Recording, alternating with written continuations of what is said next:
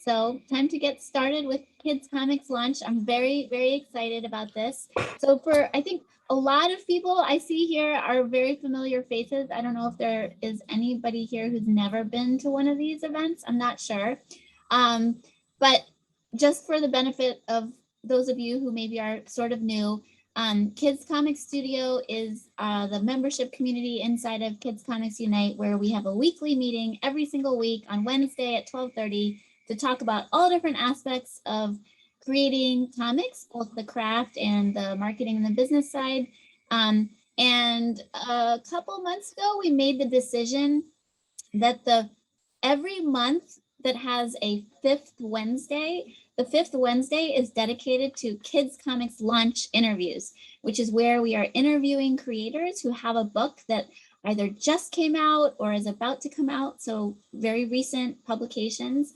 And it's all about their journey to getting the book published and behind the scenes creative process. So that's what today is about. I just want to give a quick, a little housekeeping about next week is our book club, and we are talking about the book 20 Master Plots and How to Build Them. That is our book for next week's book club. So if you don't have that yet and you want to come to the book club, get it from the library or order it so you can read it in time. And we also have our regular weekly shop talk. Oh, yay! Diane has it. Awesome. Shop talk on Friday with Gibson, which is a free-for-all, talk about anything. And then our next lunch and learn after the book club, the following Wednesday, is all about working with editors with James Powell, who did a lunch and learn last year about Kickstarter, which I think was one of our all-time best lunch and learns ever. It was so detailed and so helpful.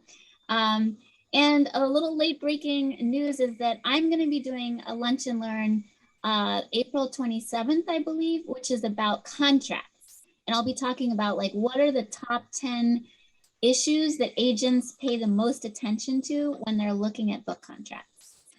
So that's all of the, housekeeping that's out of the way. And so now we can get into our interviews with our fantastic creators that we have here. Yay! I'm so excited for this.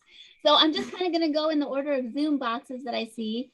So Kristin Varner is here to talk about Horse Trouble, which is a book that came out a couple of months ago from First Second. Is that right? That's right. Yeah, it came out late 2021 with First Second books. Yeah. Awesome. Horse Trouble. And then, yay! And then Tyler Page is here to talk about Button Pusher. Do you have a copy of the book? I do not have one with me yet. But you have a screenshot that I know you're going to show. So that's awesome. And that's also for second. And then Amy Kim Kibuishi is here to talk about the Rema Chronicles. Do you have a copy of it? Yay! I do. The final copy. Yay! And that is coming out from Scholastic in like a couple weeks. Is that right? Like it's April 5th. So okay. A couple days. Oh, a couple days. Wow. Wow. So the way we're going to work it today is that I will ask a few questions of all three of you, and then we will definitely leave a lot of time for Q&A because I'm sure people here have questions they'll be wanting to ask you. And as we go along, you guys just feel free if something is a question related to what somebody's talking about, throw it in the chat. And just so to kind of give an overview of the topics we're going to talk about, the first thing is just what's the book about? I'd like each of you to talk about your book. Just give us a little spiel about it. And then the next is a little bit about you and how did you get to this point of publishing your most recent graphic novel? What's your path as an artist? And then we'll get into a little nitty-gritty about the book deal and the behind the scenes process. So again, I think I'll do Zoom box order. So Kristin, can you start off and tell us about your book?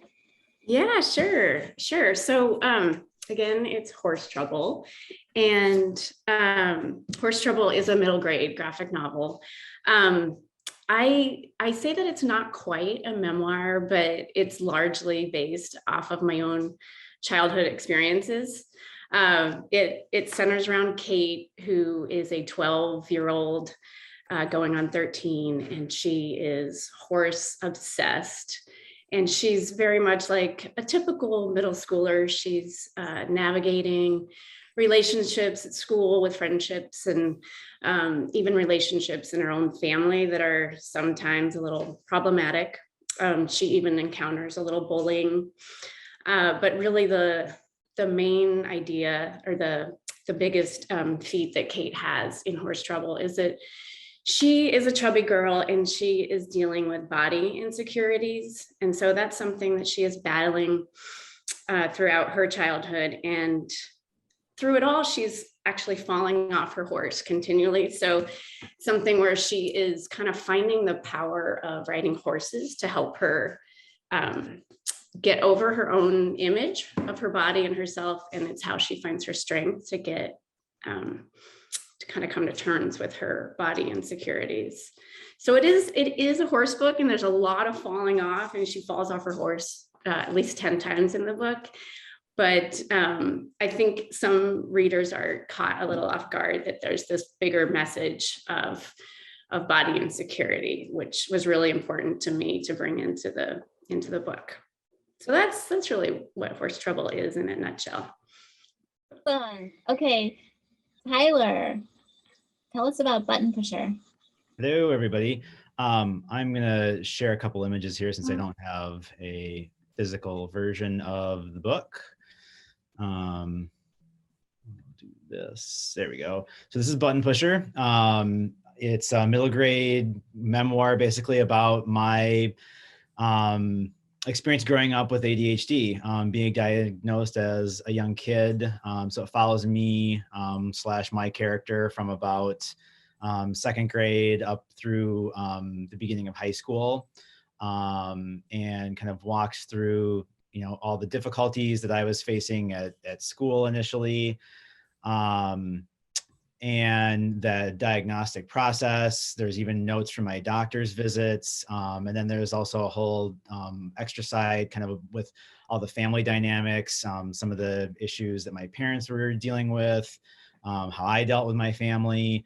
And then also just, regular, kind of growing up, coming of age stuff, dealing with friends, and how that's, also complicated by ADHD as well.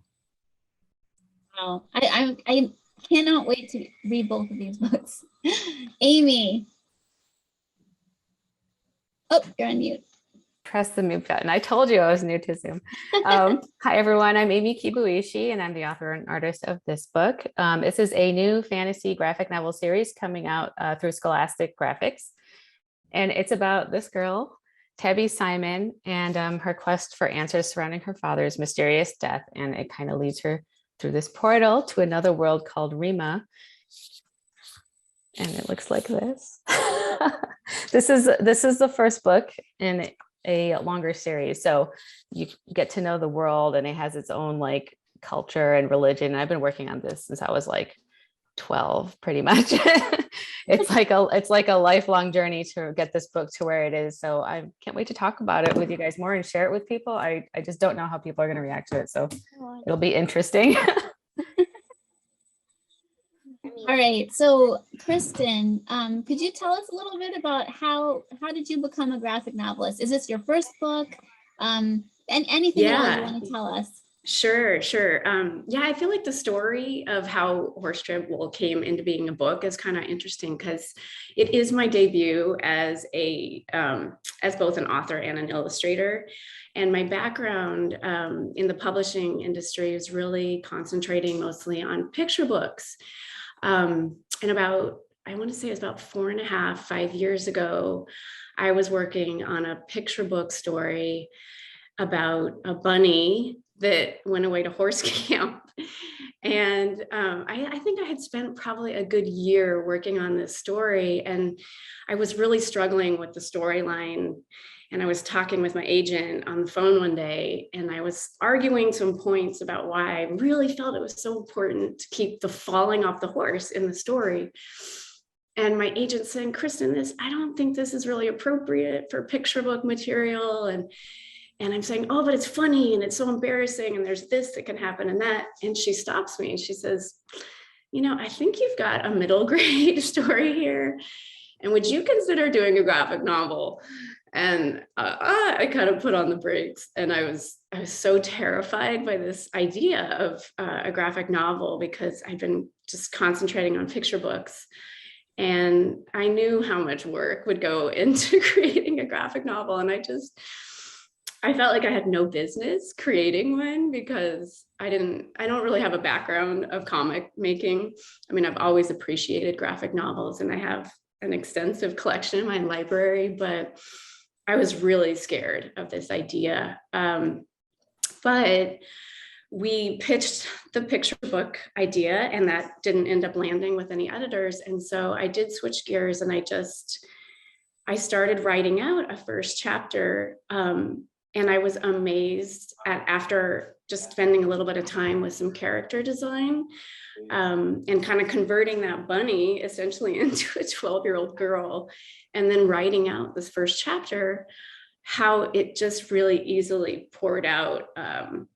And it was a very rough version of a first chapter, but it was sketched out, and it was really kind of my agent holding my hand a little bit and having ultimate trust in me.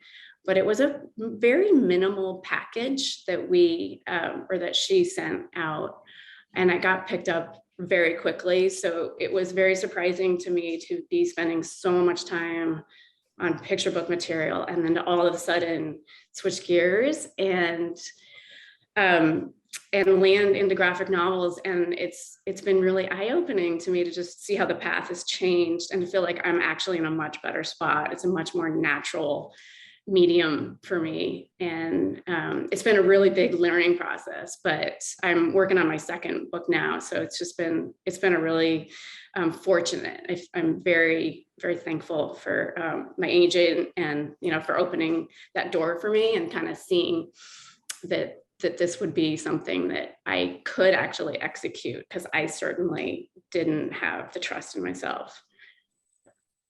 Wow, I love that story. Thank you so much for sharing that, because I actually feel like I've seen a version of that story before, where a creator keeps like trying and trying and trying to make something work, and then it's like some shift of one form or another ends up like completely changing things. That's amazing.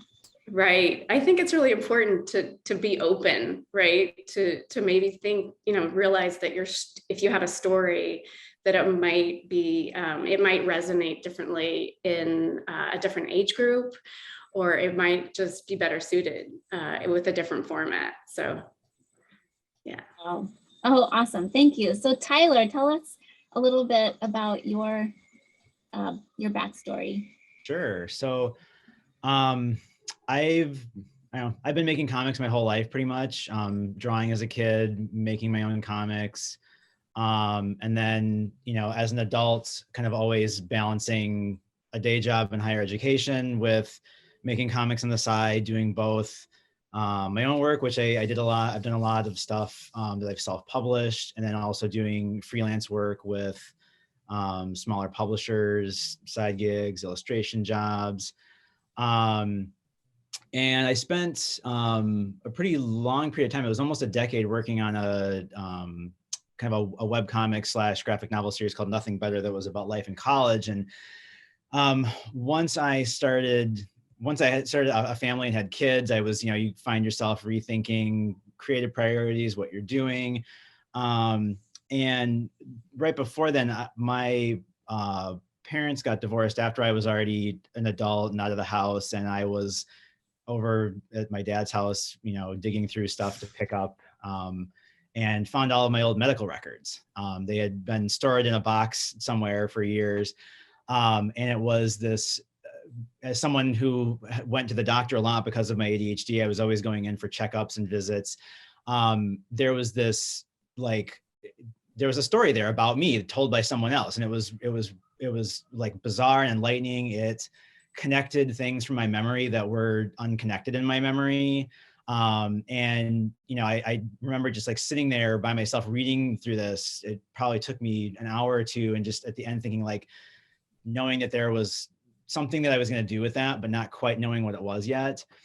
And I kind of put that off to the side for a while. I was working on other things. And then when my daughter hit the kind of 2 to 3 year range, she started having behavioral problems. And my wife and I were sort of joking about, oh, what if she's like you? And when my mom would visit, she'd say, oh, you were way worse and things like that. But it got me curious enough that I started spending all of my free time, like late at night, just like Googling stuff about ADHD, learning about the medications that I was on. And that casual research snowballed into like 5 years of me just doing like hardcore research and being like, I need to make a book about this. I need to learn everything that I can about this condition so that, I as a parent can then make, some informed decisions and be a better parent. And then, yeah, that snowballed into my previous book, which was Raised on Ritalin. And when I started working on that, I was posting it online, and an agent reached out to me and said, hey, do you want to work on this together? And we worked on it for a year or two together before we parted ways, kind of over creative differences. I had one vision of the book. She had a different vision. And that was a little tough because you think, oh, I got an agent, I made it, I'm going to do this, big thing. This is it. And so I finished the book on my own. I self-published it. I did a Kickstarter, which was successful. And I'm glad that I did that because finishing that book, I needed to do that before I could do anything else. I think I think any creative person will know that sometimes there's just that one project that you have to get out there. And I feel like that was doing my homework, my research. And once that was all out there, I could then approach the story from a different perspective, because everyone who read Raised on Ritalin or parts of it would say, this is great, but what about something for a younger audience? And once I was kind of through all of that information and research, I was able to come back around and say, okay, well, how can I present this for a younger audience? And I figured that out and started working on it, and was thinking that I was going to do another self-published book. And then one day it was just kind of like, what? Like, I have all of this information. I have all of this other research. I have lists of agents, contacts. And I said, what? I'm just going to give it one more try. And I feel like it had something to do with that kind of like careless attitude of like, it doesn't matter if this happens or not. And yeah, I heard back from my current agent, and within 3 or 4 months, we put it out for submission and sold Button Pusher, as it turned out. And here we are. I can't resist asking you one follow-up question, yeah. Tyler. Since this is a personal story, mm-hmm. How did your family react to it? I've made other autobiographical comics kind of a long time ago when I was kind of first out of college. And so I think a lot of that initial, like, confronting parental relationships and things like that kind of got out of the way back then. I think the biggest reaction that I got was, even though it wasn't, my mom is the one that I've been the most communicative with about it. And she was the one who just kind of responded and said like, oh, I feel like I understand you so much better after reading this, and I see so much of myself in you and things like that. So it's been really good from that perspective. Thanks. Mm-hmm. So Amy, tell us about your how you got to the book that you were holding. Well, first of all, I want to say welcome to Comics, Kristin. It's like Hotel California. Once you're there, you can never leave. So welcome. I love that story of yours about the switching gears and everything. And Tyler, we actually have your book Raised on Ritalin somewhere in one of the boxes behind me. Yeah, it's been on our bookshelf for a while, and we love it. It's an important topic. But yeah, my book, the Rema Chronicles, it was kind of like I have like this spiel I've been practicing for Scholastic. I started with a dream when I was 12, which is true. I mean, it's all true. I had this dream when I was 12. We were going through a hard time, and I think I just wanted to find a place mentally where I felt like I belonged somewhere. And when I woke up, I just wanted to go back to that world. Like the world was there, the characters were there, but like the story wasn't there. So it was this long journey of me just sort of absorbing all the video games that I was playing and the anime I watched, and the travels I would do with my family to Korea and everything. And every time I was inspired, I just kind of injected it into the development of the world of Rema. And then eventually when I was in college, a friend of mine, she saw a drawing that I did of the main character, Philip. I'm kind of embarrassed, but I'll show you what he looks like because I love drawing him so much. It's like obvious. She saw a drawing of the main character, Philip. Oh, here he is. Well, he looks like a baby there, but she was just like, you should, you looks like you really care about this. You should draw it as a black and white zine and take it with us to anime conventions and sell it there. So I did that, and that was really fun. And then after that, I decided to put it online. This is like back in 2003 when webcomics were like new. It was before like RSS feeds and everything. It was ancient times, right? And it surprisingly did pretty well. Like more people read it there than in the zines at the anime conventions and stuff, of course. And it was called Rema Mythology back then. It was like all black and white, and I would update it maybe once or twice a week. And then, is this too long? I don't know, like telling you my life story. And then, as Rivka knows, I did a book with Tokyo Pop called Sorcerers and Secretaries. That was a 2-book graphic novel series, and it was like a romantic comedy. It's basically what they requested, which is a romantic comedy with cool kids in cool clothes taking place in New York City. Or I tried to make them cool, but I'm not like a cool person, so I had to study cool people, and like that was my research.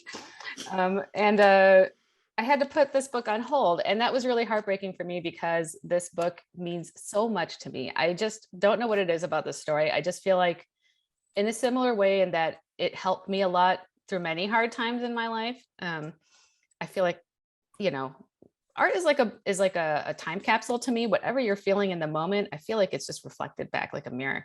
And I just feel like if something like this helped me, I just feel like somewhere out there's kids going through stuff, they just can't talk about it to anybody because it's too difficult. They can't process it, but they need like a fantastic or some sort of arena where they can process these ideas. And that's what I tried to do with this. So it's totally a fantasy adventure. I'm not like trying to make people cry or anything like that, but like it does have a lot of stuff in there where I'm thinking about bigger ideas like the trickle down effect of war and generational trauma, and those kinds of ideas are baked into the development of the Rema Chronicles. Long story short, once I was done with Sorcerers and Secretaries, I was like, you know what? Everything about this book is good. The character design and the world development, it's all good, but the story still isn't working to the level that I wanted it to be, because I want it to be like an easy read. And I was still struggling with telling that story. So I was like, you know what? I'm just going to do what the characters tell me, which is what I always do with this particular book. I don't do that with any other story, but with the Rema Chronicles, I always did what I felt like the characters were telling me to do. And they told me to just be a writer. So I was just like, I'm going to be a writer. I'm not going to draw comics anymore. And I did this big announcement online, and a couple people got mad at me, but I did it anyway, because that's what the story asked for. So I spent like 7 years just writing it as a novel, not drawing. I took a huge break from drawing completely. And I just raised my kids and was a stay-at-home mom. I still am. I love being a mom. And I just hashed the story out. It took forever to figure out the story, but it finally hit me. And when it hit me, like, it just felt like the whole story wasn't working until I figured it out. And it was like turning a switch on or off. It was off the entire time. And then it went on. And after that, like everything just, it was easy. Like I struggled for decades, and then I figured it out, and it was easy after that. So who knows what that means, but I finally figured the story out, and I actually did try to get it published as a novel, but it kept getting rejected. Not rejected. There were editors that wanted to work with me on it, but they wanted me to get rid of the love story. How could I do that? How could I get rid of the love story when that's like the main reason I was actually drawing it to begin with? Hold on, there's this dumb page. Like, I can't get rid of the love story, it's like the main idea, whatever. I was just like, I can't do that. So I started drawing it as a comic because my husband, Kazoo, he's a graphic novelist as well. And he's like whispering behind my ear the whole time, it should be a comic book, Amy. It should be a graphic novel. And I'm just like, leave me alone. But he was right. Because once I started drawing it, it was like, just like what you were saying, Kristin, it suddenly made sense, and it just was easy, to visualize, and everything was there, and it felt great. And I was going to put it online again as a webcomic to kind of go back to its roots. And that's when Cassandra Pelham Fulton, editor at Graphics, she saw it on Twitter and was like, what's this? What's this thing you're doing? And it got picked up so fast after that. And it's just like my husband was saying that there's a huge need for graphic novels right now. And he kind of gave me this vision of the future. He's like, Amy, you could either be a mediocre, a mediocre middle grade novelist, or just like so many others, or you could be a really amazing graphic novelist. Which one's your choice? And I'm just like, it's not like that, but it's kind of true. I mean, they need graphic novels so badly. I went to Tucson like a couple of weeks ago. Was this 2 weeks ago at this point? I don't know. Anyway, I went to Tucson, and it's totally true. The kids are just dying for more graphic novels and everything. And so the more the merrier. Thank you, Kristin, for your sacrifice to like come over to the kids. The kids really need it. And that's my story. I feel like all three of you, Kristin, Tyler, and Amy, I want to applaud all of your stories. I think just judging by the chat here, people have just been so thrilled to hear your various paths. And I actually am thinking I might want to just turn it over to questions from everybody here. So let me see, I just switched my screen so I can see everybody. Did we get any questions in the chat already? Oh, I remember somebody had asked about time between book deal and book being published. Was that the question? Hold on, I'm looking for it in the chat. Oh, how long was it from contract to published book? Can each of you just answer that, however briefly or extensively you want? Sure. See, in my case, I want to say that slightly over 2 years from contract to on the shelf. No, I'm sorry. 3 years, slightly over 3 years from contract to actually on the bookstore shelf, because contract was signed, book is written, sketched. That process for me was a full year. And then it was another full year for final art.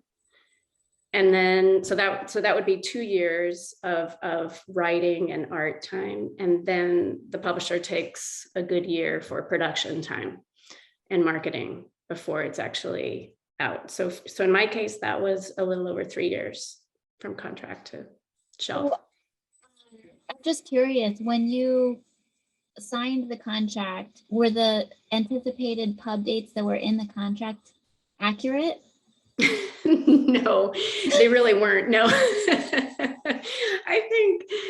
I think like the editor is always really hopeful, really hopeful in the beginning that, yeah. And for me, especially since it was my first time, I really had no idea how long it was going to take. And my book is a little bit long for middle grade. It's roughly 280 pages. So it's a little long for middle grade. And we definitely had to, push things out.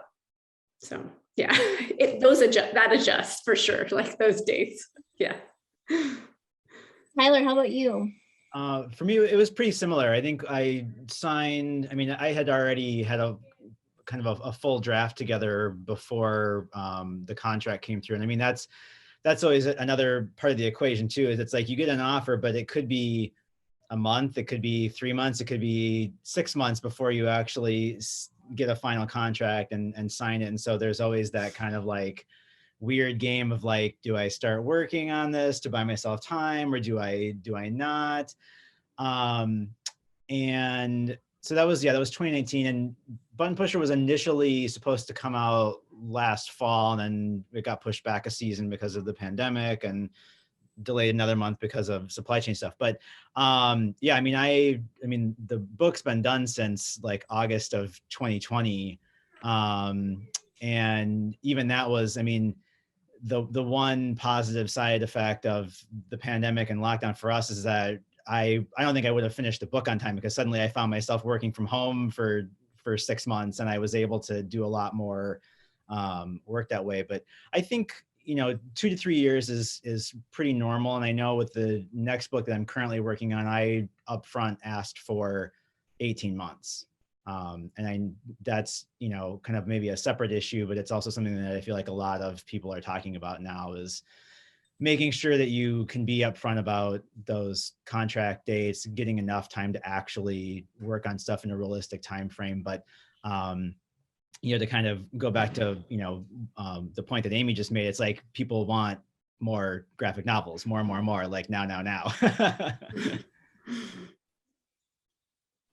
Amy? Anna, can I ask a quick question? Oh yeah, sure. This is directly to you, Tyler. I'm curious, you said you're in this kind of you were in this in-between space between getting the contract signed and when you actually start. What did you do? Like you said, possibly I could get a jump on things. Sure. Oh, I started. That's my personality. Everyone's different. I'm one of those people that asks for forgiveness later instead of asking for permission ahead of time. And I think this was also a situation where I had already, because when I had started the project, was thinking that I was maybe going to self-publish it. I had already had like a full draft of the book done. And so it was, do I sit on my butt for 3 months and do nothing, or start working on it in a way that just doing pencils is a pretty non-permanent thing. It's an easy thing to make adjustments on down the road. So I think it's that answer won't work for everyone. It's really just kind of about feeling out the situation that you're in and also knowing what kind of an artist and creator that you are going into that situation. Perfect. Thanks. Amy? I had to double check to make sure I had this answer correctly because I couldn't believe it. But it's been 6 years between when I had the contract and when it's coming on the shelf. I was like, what? It just went by so fast. And I promise you, the next book is not going to be another 6-year gap. But yeah, I mean, it just takes longer than you think. And this is a story that I had already written it out and everything, but I forgot how to do things. I had to relearn how to draw comics again after taking a break for 7 years, and like coloring it was a huge hurdle, figuring out how to color it and how I would work with a colorist, because I wanted somebody to I didn't want to color it at all. And again, because he was just like behind me whispering, he's like, you should color your own book, Amy. And that of course doubled it, but he was totally right. I know what this place looks like. Coloring just took like 2 years, I think, just to color it alone. And half of it was just figuring out what the coloring style would look like, because I hadn't ever colored a book this long before. And so it was just a lot of learning curves, the first book. And Scholastic, thankfully, was just so generous with their time. They didn't give me any deadline. And I think part of it is because they know how important the story is to me. So they haven't really pushed me to, come on, where's the book, Amy? Come on, like put it on my desk. Like they weren't pushing it because they know that I love this story so much. If they push me, like I probably just leave. So that's kind of the way I am with this book, and everyone knows that. And so I just let it come out at a natural pace, and that's the way it's been this whole time. So I'm not going to change that for publishing. So it's kind of like a hobby project. I wouldn't give that advice as a professional. It's not professional behavior. But I'm treating it like a hobby. It's something that I just got to get out of my system. So I've got to do it right. All right, so we definitely have lots of really good questions in the chat. I want to make sure I get to everybody, and so I'm trying to make sure I didn't miss anything. Maybe Elizabeth, you might have been the next question about where you do your work. Elizabeth, are you here? Can you ask? Yeah, I just wondered what kind of place helps your creativity the most, and if you have a studio, do you work in it? Do you find other places are better to work in? So that's the question. You guys can just jump in, I guess, whoever wants to. Sure. I mean, I'm in a little studio that is just off of the kitchen in my house, and I have one door that shuts and one door that doesn't shut, and I have a husband and a daughter, so it's I wouldn't say that I have like this amazing creative space that I can just go zone out in. You kind of have to, in my case, I have to make do with what I've got. And sometimes it's lovely and wonderful and quiet, and other times it's not. And I've been able to kind of just learn to do a lot of my work at night also, because I find that, I do a majority of the work during the day, but then I often will jump back in the evenings because it is a quiet time and there's not as much commotion going on. But I dream about having this perfect little artist studio outside in my wooded lawn, but no, I'm right off the kitchen and hearing coffee being made, and with my husband being home during the pandemic, it's just, yeah, there's not really anything too special about it. Thank you. I've done a little bit of both as well. When I was younger, before our kids were bigger, I had a studio at home and then gave that room up for one of the kids' rooms. And also just having a day job, there was a point in there where I had to kind of almost put together like a creator's kit that was portable, that I could carry around with me. I started working smaller. I started working with different materials, so that when I had time to work, it was portable. It was always there. It could fit stuff into the size of a like a regular folder almost. And then, working at a college, I started becoming very protective of my like lunch hour, my private time. And I would take that time and I would go work in the library or the student center, and get that work done in the middle of the day that I could. Or some days if you really got into it, you'd take a longer lunch. And then kind of like Kristin said, if you found yourself in the evening with like quiet time, or the rest of the family was out, getting more work done then. But just, I think being protective of your work time, or my work time, was the biggest thing. Like being like, no, this is something that has to get done, and making sure that I set aside time to do that is how that got done. So then now when I'm at a point where I'm doing more work, it's a little easier for me to say, okay, I'm actually going to like take a half day at work, or like, take a whole day off to work at home.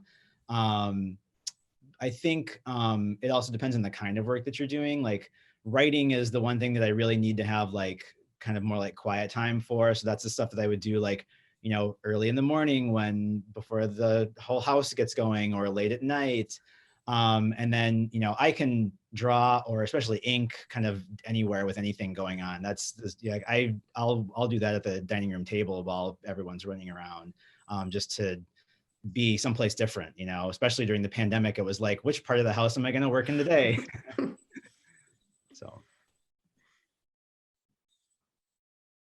Yeah, very similar answer to Tyler and Kristin. Just you got to get good at working in the cracks of time and being light on your feet and stuff like that, especially if you have kids or, people that depend on you for care and things like that.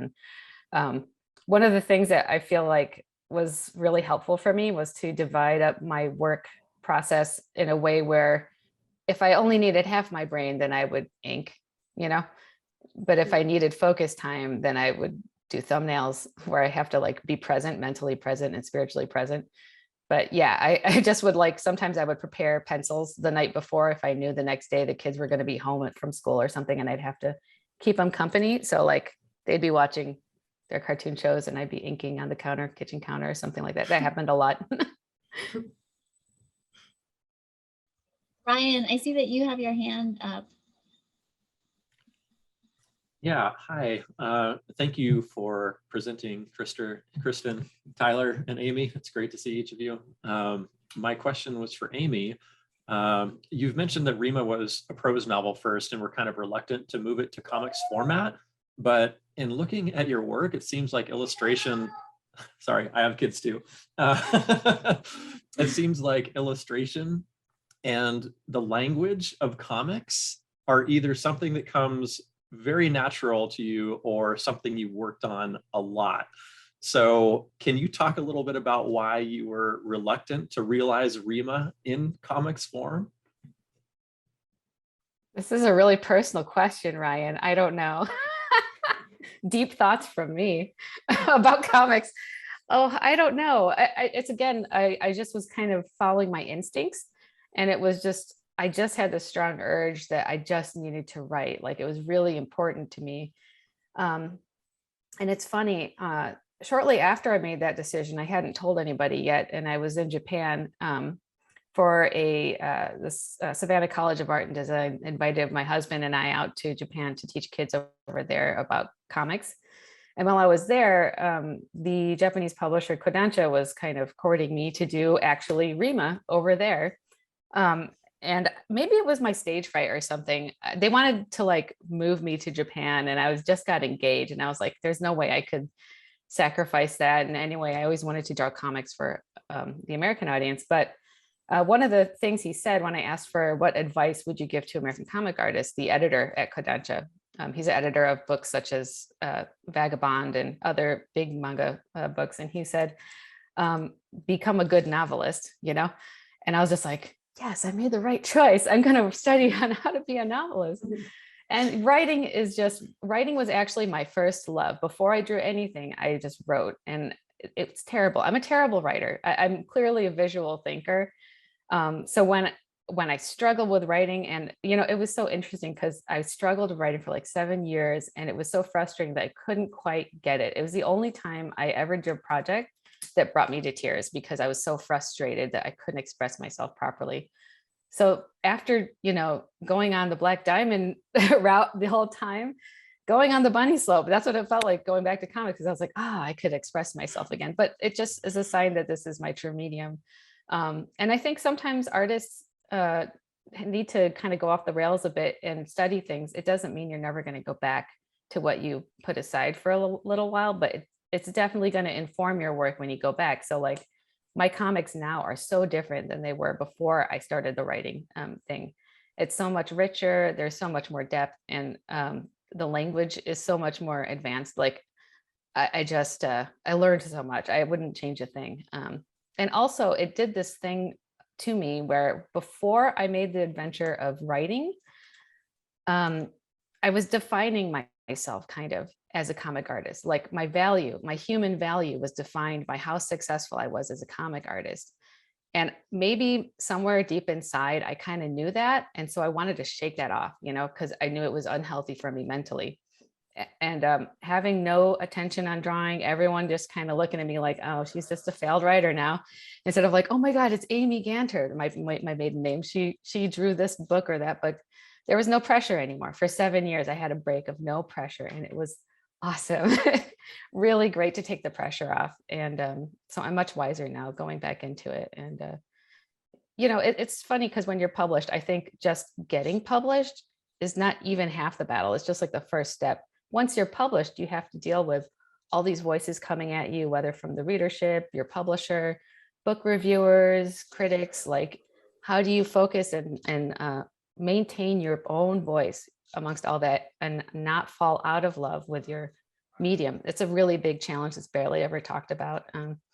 But that's what that journey was all. I don't know if that answered your question at all, but it was a journey. Yeah.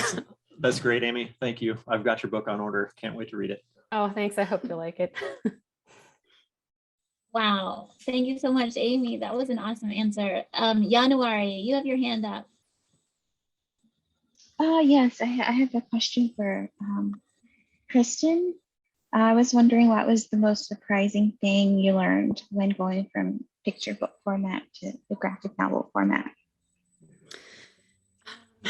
Yeah. Again, so much. And kind of just like what Amy was talking about, it was kind of this needed process, I think, for me to go through working up an entire picture book form and knowing, you know, that was not even going to go anywhere. Or at the time, I didn't know that. But I mean, looking back, that didn't go anywhere necessarily, but it was so helpful for me to take everything that I learned from that and then going into the comic format. But I would say that what I probably kind of learned the most was, believe it or not, was kind of letting go a little bit, because I was taking a lot of my just general knowledge of bookmaking, of composition and layout, and that all translated beautifully into comic work. But what didn't is really my speed. I'm not a fast renderer, and doing picture book work certainly didn't help that, because every image is very important and beautiful, and there's a lot of weight on every image. And so I think that was kind of the biggest takeaway. The biggest learning thing for me was actually letting go. And I realized early on that there's no way I was going to be able to give every panel the attention that I wanted to give it. I really had to let go of my perfectionism and be okay with moving through and being like, okay, that one might not be exactly as perfect as I want it. And that horse might not look exactly the way I want it, but I'm gonna have to let go and know and kind of trust myself here that it's gonna be okay. So I think that, yeah, for me, was probably one of the biggest things I learned, or, I realized I needed to kind of get over very quickly. So I hope that answers your question. Yes, thank you. That was an amazing answer. Actually, Kristin, I think, Megan in the chat had a question that's sort of a follow-on to what January asked, which is, did you have any particular resources that you felt like were really helpful for you in terms of making that transition from picture books to graphic novels? Any resources? Well, I think, again, I always had an appreciation for comics and graphic novels. So it wasn't like stepping into a medium that was completely, it was new as far as I wasn't creating them, but I was very much in tune with the way they flowed, and I read them.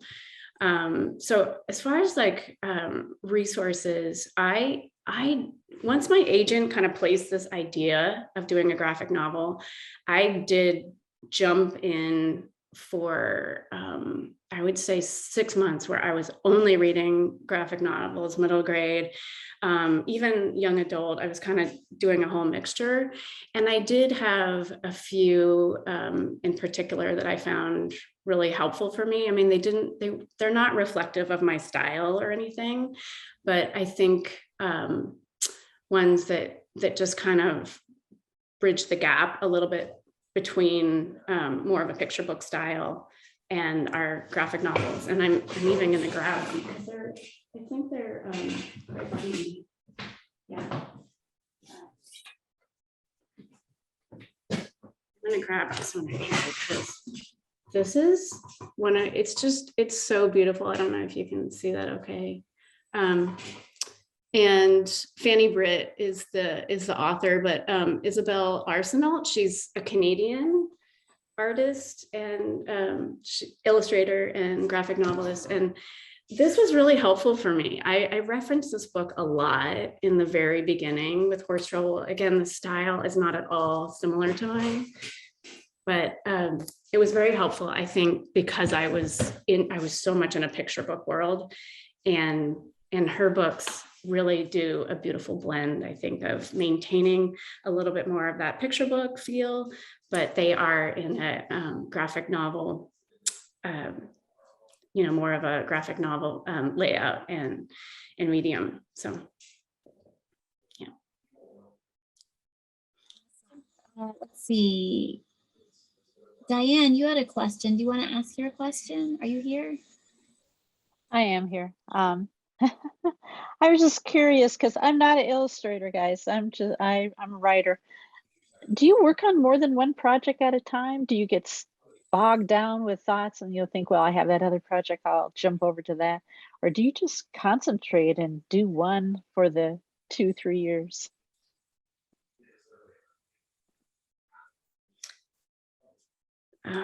I'll pipe in real quick. For me, I don't have time to bounce around, and I think it's because I'm on deadlines. So when I'm on one project, it's all in, and you kind of have to. For me, I just have to work through those hard spots when I'm, feeling a little bit uninspired. And I've been kind of fortunate where I'm able to work through it, but I haven't had the luxury to be able to sit back and jump on something else. But I think, again, it's just because of being on deadlines. Yeah, I think with a larger project like this, yeah, I mean, you kind of mentally want some relief and you want to be able to jump around, but because of the time restraints, it's like, well, I got to get this done by X time.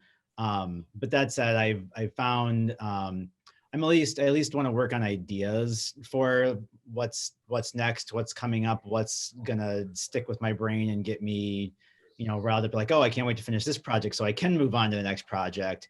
And some of that is just, out of the sense of self-preservation of like, I'm going to finish this book, but I need to have another one lined up to work on next.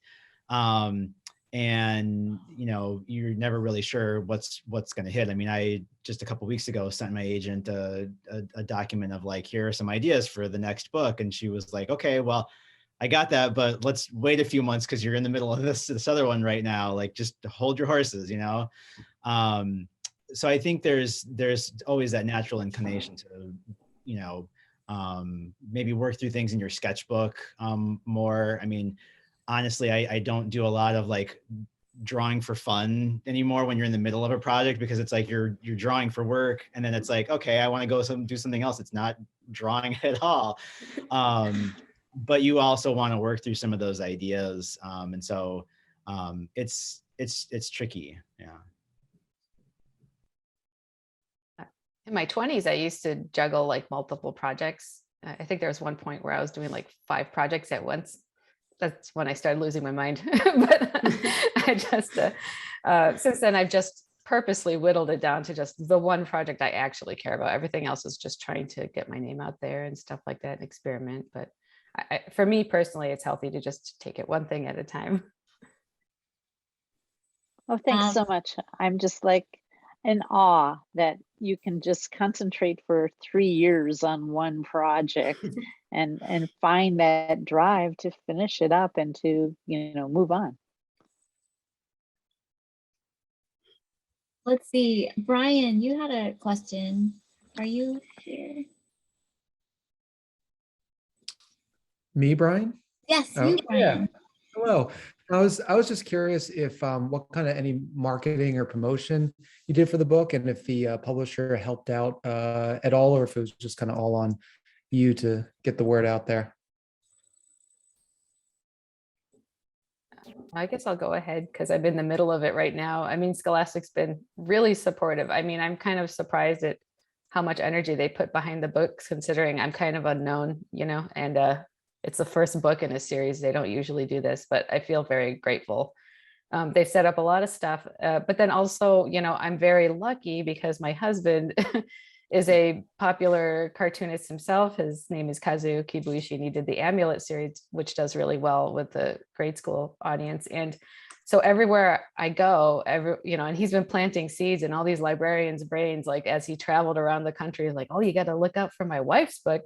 So now wherever I go, all the librarians are like, oh, my husband said that your book is amazing. And he's, so it's like these weird like messages in the bottle from my husband when I'm traveling around. It's really sweet. But so I'm very lucky. I think he did a lot to set the stage for when the book came out, because he gets excited about comics, whether it's from his wife or his friends or just things that he likes.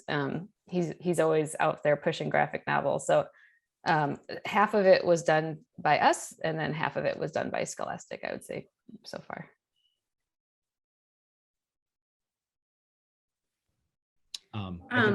Go ahead, Tyler. I was just going to say, coming from having done a lot of self-publishing and working with smaller publishers, I'm used to doing some of my own, but again, because I have also always had a full-time job as well, you kind of always just did what you could. And so it has been interesting working with a larger publisher for the first time and seeing what kind of support follows along with that. And then also, my wife is a children's book author and illustrator, kind of comparing how those two different worlds handle how they promote books, how they handle titles, and so on and so forth has been interesting to compare and contrast. But, the other thing that I did when I, sold Button Pusher and knew that this was going to be coming was just also pay attention. I paid attention to what other, you know, contemporary creators were doing for their book releases and promotion. Like, were they doing stuff on Instagram? Were they doing live events? Were they doing, you know, virtual events like this? And just kind of trying to figure out what worked with my personality, what was doable within the time frame, because it's like you're also working on the book and you also have to do some of this. So you know, it's been nice to have First Second doing some of that as well.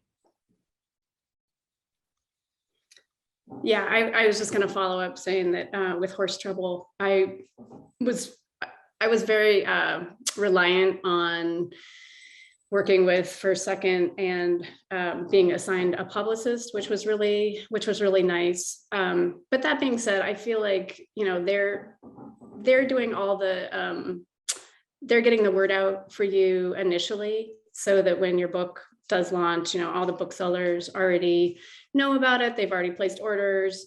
So that's nice that it's all taken care of. But I do think that there's still kind of a responsibility that falls on the creator to pick up the social media end of it and do kind of your fair share of what you can, given your personality and that. And I think it's still a bit of a challenge in, you know, the pandemic, moving into post-pandemic world. It's still a challenge as far as like getting the book events set up in your local stores, and whether or not they're going to be virtual versus in person.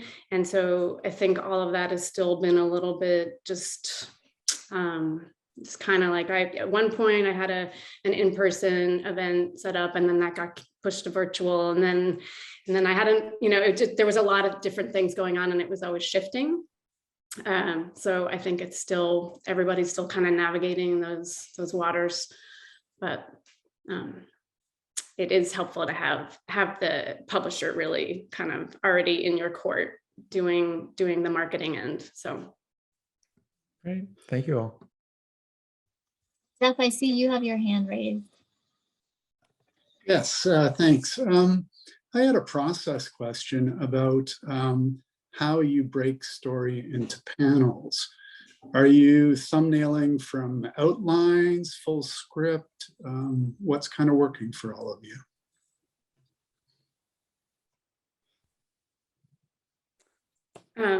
I guess I'll just go real quick here. So for me, I work off of an outline initially, and from that outline, then I will go chapter by chapter and write out a script. So first chapter, I've looked at my outline, write out a script, and from there I can kind of see how my dialogue is being broken up, and I will just roughly do I will kind of figure out how my page breaks are working. And then I just start thumbnailing, doing really small thumbnails off of the dialogue and the script and those page breaks. So really rough thumbnails. That's kind of how it is for me.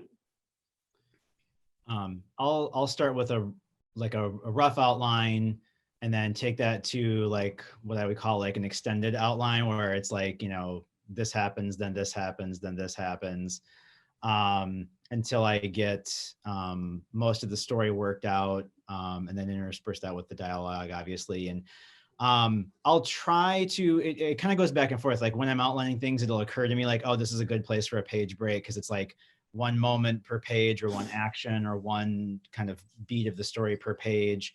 And as you go through the story, you kind of get a feel for how that works.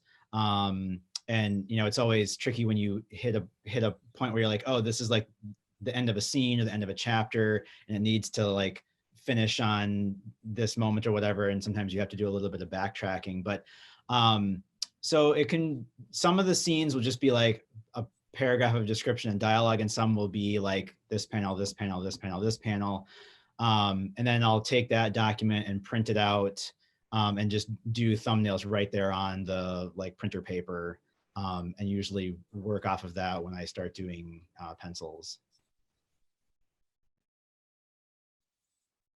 So I don't know if we have time, but I did a little presentation. It's only like maybe 4 slides for a different thing. Do you mind if I share my screen That'd be for a great. moment? Okay. I'm going to share screen to my PowerPoint. So this is like the script that I do. And I did this based off of a script that Scott McCloud made for Superman comics a long time ago. And he swears to me he doesn't even remember doing it, but it's basically the way that I do my scripts forever, like since I was in my 20s. So I got like, you know, the page number on top, and then I break it into panels, and I break it into the basic 5-panel layout, and I visualize the panel layout in my head, and I base it all around what is the most important thing to look at first. So in this case, it's like this establishing shot, so it's big. And then these moments are a quick back and forth, like, you know, as McCloud would say, moment to moment panels. So I make them stacked next to it since it's kind of happening in the same time. And then you have a shift in feeling here. So a lot of the panel layouts for me anyway are just kind of like, where do I want the emotion to focus, and how long do I want the reader to linger on each panel? Yeah, and then I don't know if this is about panel layout, but this is just, I ink it. And then my coloring assistant, Audra Furuichi, who's amazing, she does these flats, and then I render it. So panel layout for me is just about emotion. How big do I want the emotions? How small do I want the emotions? How fast do I want the emotions to go by? And I think listening to musicals actually helps a lot, because I feel like musicals are really good at doing that synergistic thing where it's like the words they're saying and the music that they're playing and the emotion of the music, when it all comes together, you have one feeling, right? Similar with comics, I feel like the feelings of the story, the expressions of the characters, and the way that you lay out your panel should all be in harmony. And then hopefully the theory goes that when the reader reads it, they get one emotion. It's not like they're struggling to be like, where does my eye go next? And like, what is she thinking right there? I don't know. Like, I don't want them to think about that, because, you know, you don't want to give the reader a chance to put down the book, basically. It's like, just like with writing too, you don't want to give them a chance to put down the book. Anyway, just thought I'd share those, the script format and whatnot. Thank you so much, Amy. I feel we have gone over our time, so I think there might have been some other questions, but I have to wrap it up. But this was so great. I want to say that the links to Kristin and Amy and Tyler's books are inside of the event listing in Kids Comics Unite. So if you want to go order the books, you can go there right now after this is over and get the books. And if everybody could unmute yourself and say thank you, that would be so great.